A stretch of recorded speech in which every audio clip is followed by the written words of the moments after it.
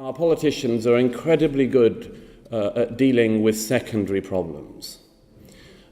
Let me give you a couple of examples. Whenever anything has happened in Europe of any popular attempt to register discontent about the weakness of our political elites, the politicians have been incredibly good at coming down on that secondary reaction.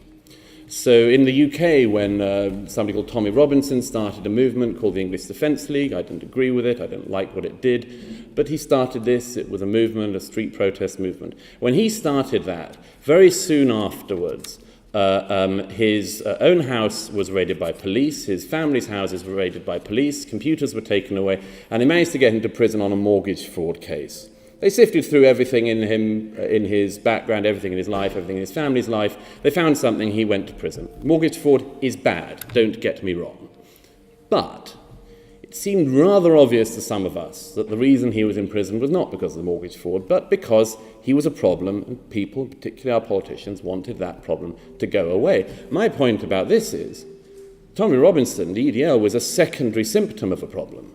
They were the result of politicians rightly being seen not to have done anything with the primary problem. And the question some of us have kept on asking is, if you could do that with that person who caused you a problem, why couldn't you do it with the people that person was objecting to? This is a front to recruiting people for ISIS. Why couldn't you send the police into the houses of every extreme Islamist mullah in Britain, every radical preacher in Britain? I can bet some of them have got some dodgy mortgage stuff on the books. I can bet you'll get some of them on a technicality to do with something they've done once, but that's not the aim. The aim is to go to the secondary problem. Another example, Chancellor Merkel in her New Year message on the Pegida protests. I don't agree with the Pegida protests particularly, that's not the point. It is a legitimate movement of people saying that they dislike some of the things that are happening in their country. But that is not their primary concern was not what Angela Merkel was concerned about. She and the entire administration of her government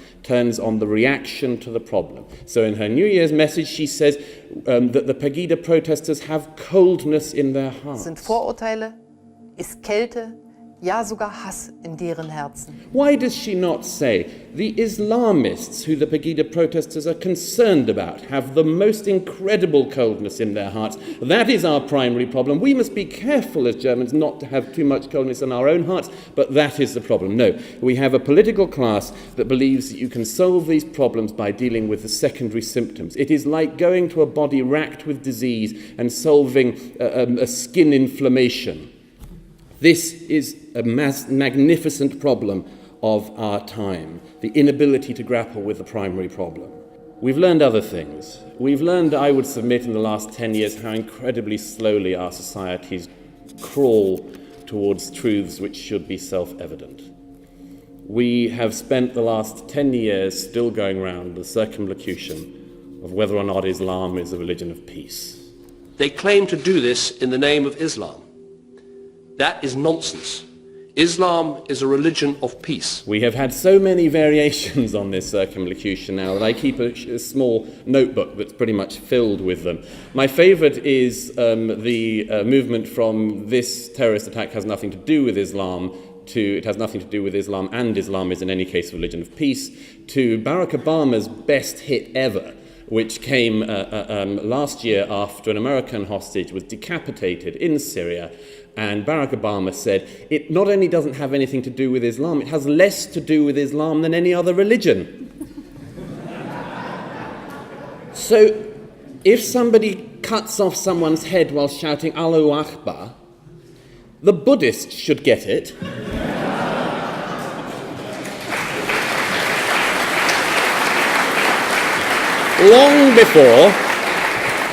long before anybody else.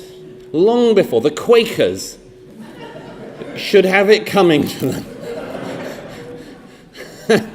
As president, I have repeatedly called on our Muslim friends and allies at home and around the world to work with us to reject this twisted interpretation of one of the world's great religions. And it's bizarre that that is a situation which we've come to. We have come to a situation, as people have said about the Satanic Verses affair, where we've internalized the fatwa.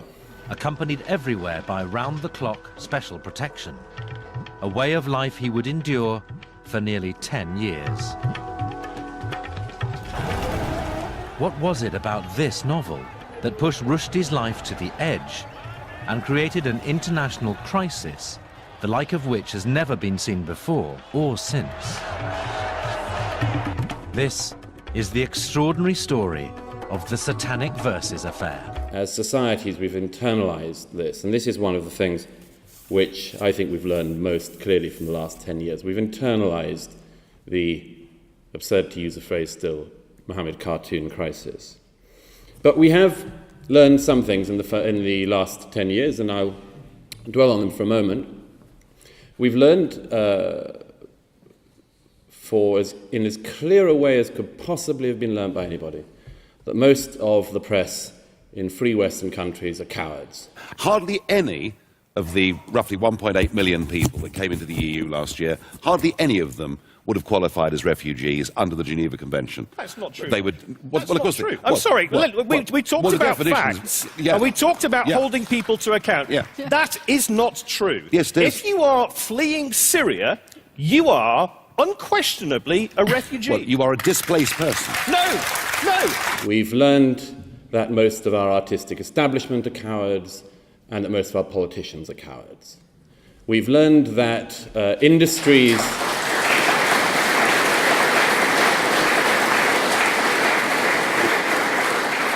We've learned that industries that spend much of their year in awards ceremonies patting themselves and each other on the back for their bravery stop when an actual act of bravery may be required.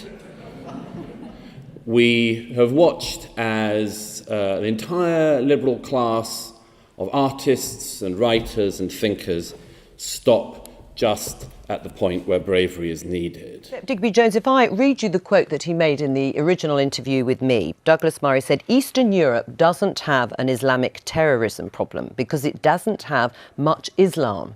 France has the worst problem because it has the most Islam. Now, he doesn't say it's all to do with extremism. He is talking about Islam. Are we ever, he says, going to draw any lessons from this? Apparently not. Is he right, Douglas Murray? Well, I think he forgot. I'm not saying he intentionally or didn't intentionally forget, but the word, this country needs less fundamental Islam.